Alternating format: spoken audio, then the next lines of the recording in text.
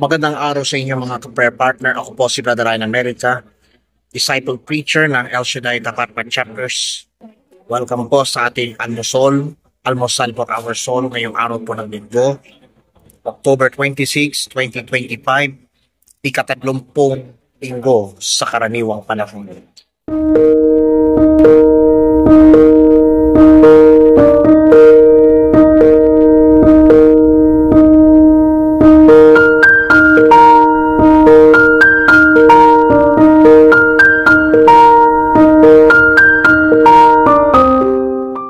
Ang mabuting balita ay Luke 18:9-14. Sabi po ng Ebanghelyo, sinasabi ko sa inyo, ang lalaking ito'y umuwing kinalulugdan ng Diyos, ngunit hindi ang isa, sapagkat ang sino mang nagpapakataas ay ibababa, at ang nagpapakababa ay itataas. Kumbaga, ang topic po na dapat natin pagnilayan ay no more judgment. Tulad po sa Ebanghelyong atin pong natunghayan,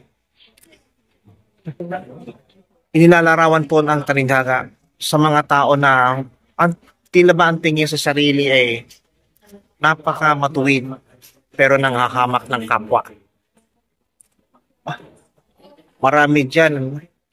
Marami sa atin yung pagka mayabang sa sarili, boastful.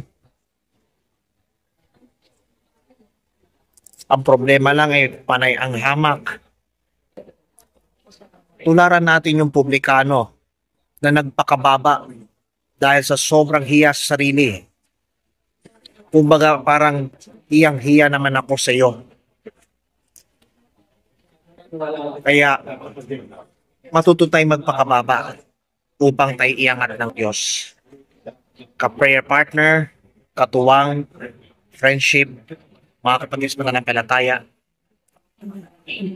tama na po ang mga walang kabuluhang paghusga ng kapwa. Matuto tayong magbalik loob sa Diyos. At sa gayon po, patuloy tayong ibigyan ng lakas upang sa ganitong paraan, patuloy tayong gagabayan, iingatan, at sasamahan ng ating buhay na Diyos. Kung nagustuhan niyo po ang video nito at mapagpala, pass to everyone.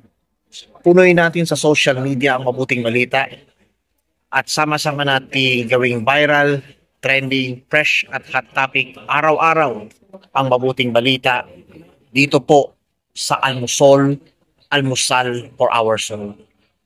Magandang araw po sa inyo lahat.